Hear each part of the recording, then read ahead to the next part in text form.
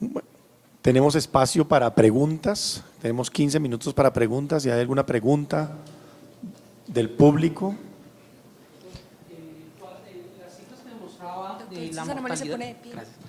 Las cifras que mostraba de mortalidad por regiones está con relación a donde fallece el paciente, la IPS, donde se generan los certificados de defunción o de donde es originario el paciente. No sé exactamente dónde, cómo la sacan, pero aparentemente es del certificado por región, donde están los pacientes, porque ese es un informe que da el Ministerio de Salud. Entonces yo no sé exactamente el origen de exacto dónde lo toman, pero El es Pico Santander de la residencia del paciente. Sí, llamó la atención porque ni siquiera se sabe cuál es la causa, ¿no? ¿Alguien tiene otra pregunta?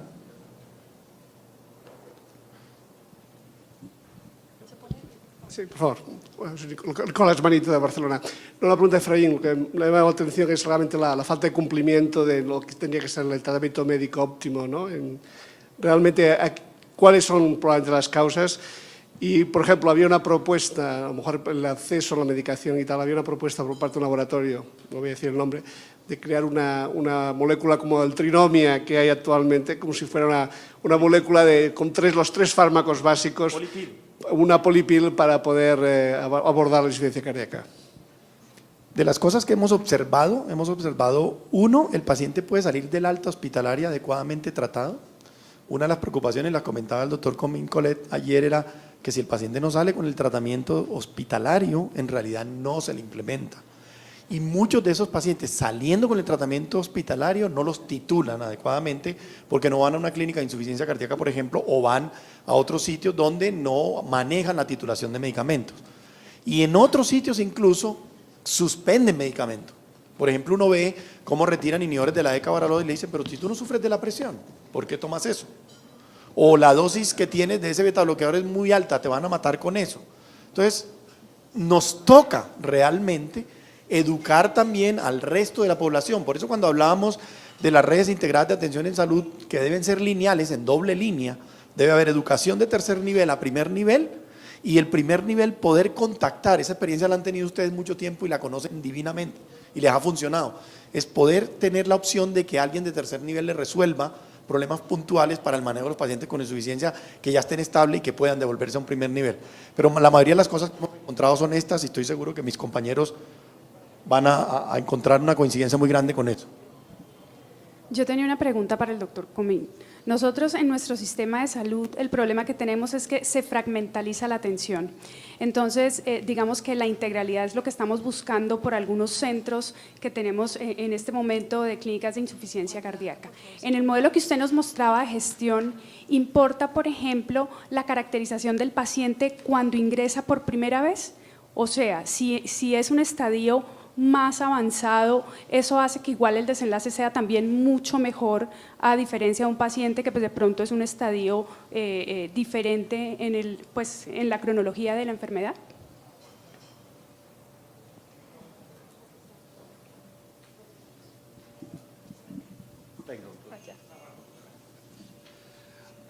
Realmente lo que planteamos nosotros como modelo de transición no importa tanto esa tipificación, tanto si es un debut, ¿no?, un de novo, o si, por ejemplo, lo estratificas con criterios tradicionales tipo clase funcional, porque fíjate que lo que hacemos es ir directamente a la hospitalización, que per se ya te está dibujando un perfil de paciente donde el evento ingreso va a ser protagonista. Es una forma de simplificar el problema y está claro que hay muchos instrumentos para estratificar, pero sí que de alguna manera, por su simplicidad, a nivel organizativo nos da muchas ventajas. La primera es que tienes un tiempo de oro, que es la hospitalización, para planificar. No es una visita de 15 minutos, tienes con suerte 5 o 6 días. La estancia media en España es alrededor de 8 o 9 días. Y tienes un margen de maniobra para pensarlo. Yo pienso que lo que tú planteas de estratificación tiene más valor en el momento que tú te planteas las otras transiciones. Es decir, en el momento que dices, bueno, ¿y ahora qué? Este entorno está ya estabilizado, tengo que ceder a otro nivel de atención, tengo que hacer un handover bien estructurado con la EPS. No, este paciente debería comentarlo con unidad de avanzada, porque vosotros tenéis avanzada, ya te lo comentas a ti misma, ¿no?, el caso, ¿no? O debería este paciente a lo mejor plantear una solución de final de vida. En ese punto, este tipo de caracterización, yo creo que aporta más y debería incorporarse en las guías clínicas. En el momento de pescar al paciente de entrada, yo apuesto por cosas más gordas, más fáciles de hacer y más fáciles de estructurar. Buenas tardes, mi nombre es Luis Gómez, soy de Ecuador, muchas gracias, agradezco la oportunidad de asistir a este evento. Doctor Efraín, le quería preguntar a usted justamente, cuando veíamos alrededor de los países de Latinoamérica el bajo porcentaje de estimulación de uso de dispositivos tipo resincronización. Soy electrofisiólogo y me interesa mucho esto, puesto que el hecho de utilizar los dispositivos también nos ayuda a reducir número de internaciones y la mortalidad, ¿no? ¿Cómo afecta en el impacto de nuestra población y si es real la mortalidad y el número de reinternaciones que tenemos en Latinoamérica, ¿no? Por el porcentaje de estimulación y uso de guías, digamos, para resincronización cardíaca? Sí, definitivamente son estrategias que reducen la rehospitalización y la mortalidad en pacientes con insuficiencia cardíaca. El problema fundamental es el acceso de ese tipo de tecnología en muchos de nuestros países, lo cual se ve realmente reflejado incluso en todos los registros e incluso en los estudios clínicos. Si ustedes miran, los estudios clínicos se hacen en sitios donde se supone que son sitios de atención de tercer nivel, donde el acceso a ese tipo de tecnología existe y aún así el número de pacientes que pueden acceder a eso fue muy bajo. Eso se puede traducir de varias formas. Uno, el recurso de dinero para poder acceder a ese tipo de atención, y dos, se desconoce, así como se desconoce el uso adecuado de tratamientos farmacológicos a nivel de la población general, mucho más se desconoce el papel que puede cumplir y qué pacientes podrían tener indicación de una terapia de resincronización cardíaca o un cardiodefibrilador implantable. Entonces, yo creo que gran parte de eso, uno, el recurso. Ustedes saben que nuestro aporte en salud en toda Latinoamérica es ni siquiera la octava parte de lo que se aporta en otros países. Y segundo, el conocimiento de que hay estrategias terapéuticas, incluidas esas, que reducen la morbimortalidad y la rehospitalización en pacientes con falla cardíaca. Por acá hay otra pregunta. ¿Tú crees que colocar el catéter pulmonar para hacer monitoreo reduciría la internación más que los programas? Me la puso difícil. Le voy a decir qué creo yo. Creo en lo más práctico. Y lo más práctico se vuelve mucho más, más poblacional, abarca mucho más población y más beneficio. Es casi imposible pensar en mantener a nuestros pacientes con un catéter de arteria pulmonar y hagan lo que hagan, si no hacen una estrategia de tratamiento adecuada, bien indicada, enseñada y con un buen seguimiento. No creo que sea mejor que una clínica de insuficiencia bien manejada y con un seguimiento estricto con educación a los pacientes. Yo no creo que eso nos vaya a resolver el problema. Buenas tardes. Soy John Ramírez de Fundación Cardioinfantil. Pues hay aspectos que me gustaría que comentáramos, ya que estamos acá reunidos muchos de los que estamos manejando falla cardíaca, no solamente a nivel nacional, sino también en otros países. Hay cosas que toca tener en cuenta y como para sentar una posición ya como sociedad y como el capítulo de falla cardíaca, y es el primero, la alta tasa de rotación de pacientes que tenemos. Tenemos pacientes afiliados a varias EPS, aseguradoras, pólizas, en fin, y que están paseando de EPS a otra EPS y que no han logrado pues un tratamiento continuo en una sola unidad. Caso específico, por ejemplo, lo que ocurre con Café Salud en este momento. Lo que hemos visto es que los pacientes tienen un convenio 2-3 meses en un hospital, se cierra ese convenio, en ese se les abre en otro, y los pacientes se la pasan rotando de un hospital en otro sin que definitivamente se tenga un seguimiento continuo de la condición del paciente. Eso pues no permite que se logre ningún objetivo de tratamiento, ni de titulación, ni de dispositivo, etc.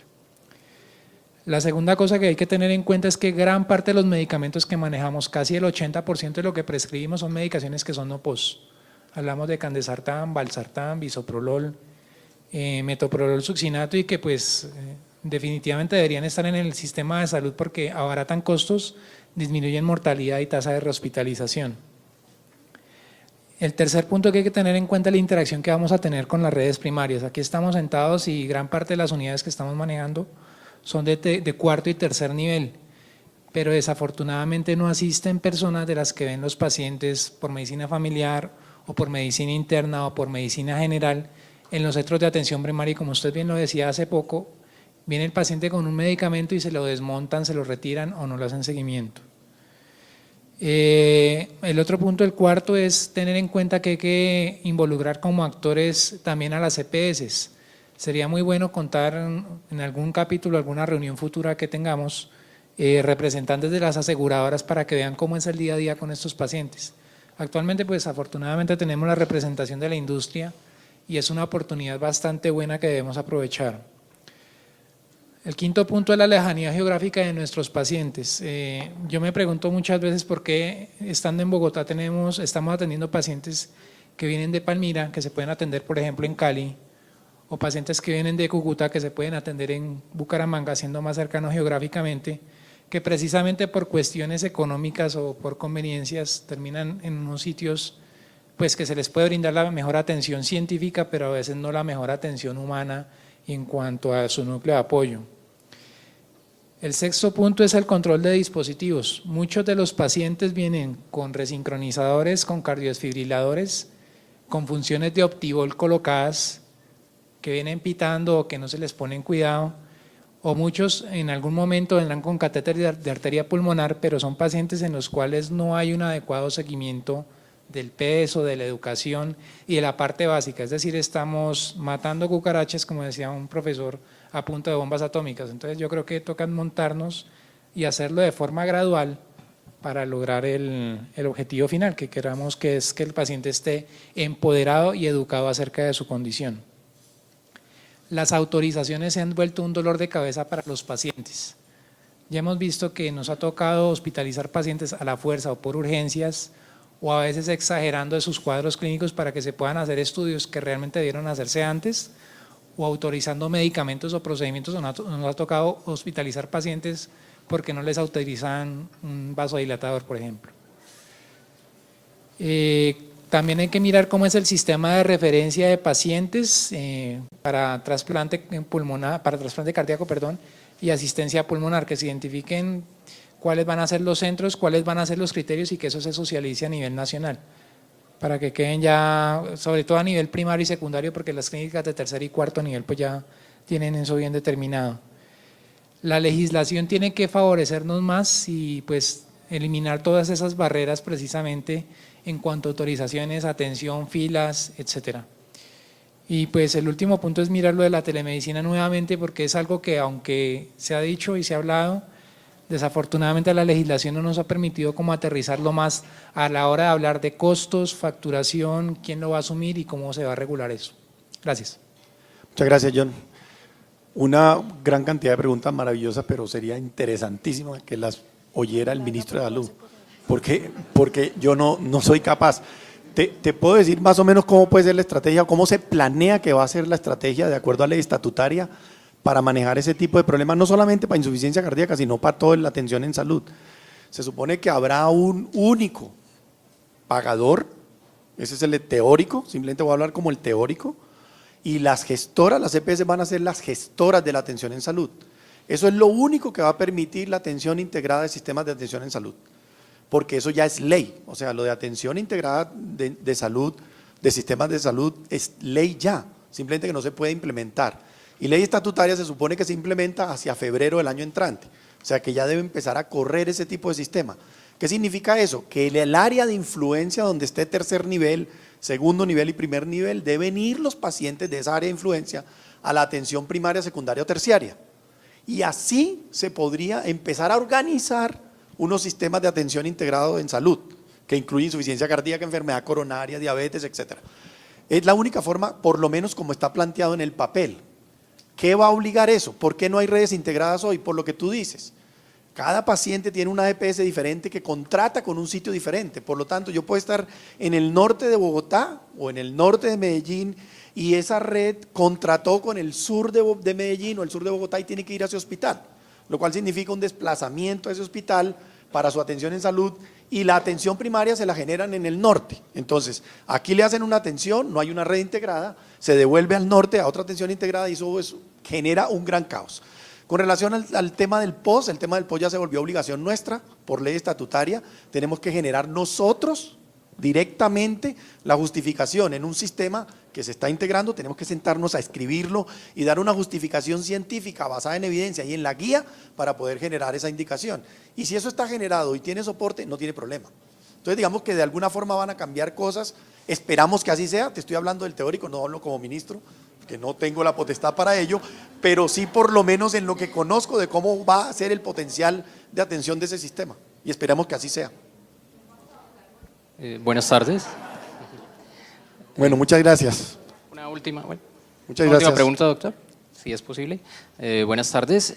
Pues dada la característica del subregistro que existe en nuestro país de falla cardíaca, ¿se ha contemplado de pronto la posibilidad de llevar la propuesta de hacerla una enfermedad de notificación obligatoria, como es el carácter de otras enfermedades en nuestro país, para mejorar el registro? Lo es, de hecho, por CIE-10 lo es. Lo que pasa es que la información llega tan global y ya se tiene, el ministerio la tiene. De eso, esa que parte que ahí es información que se puede conseguir de alguna forma en el ministerio, ya es obligación liberar esa información. Antes era como un secreto de Estado, ahora ya no lo es por fortuna, entonces se puede de alguna forma conseguir y ya hay una sección del Ministerio de Salud que tiene que ver con todos los datos epidemiológicos. De hecho saben más de lo que creemos nosotros, saben hasta por regiones exactamente cómo está nuestra situación, no solo insuficiencia cardíaca, hipertensión, etcétera.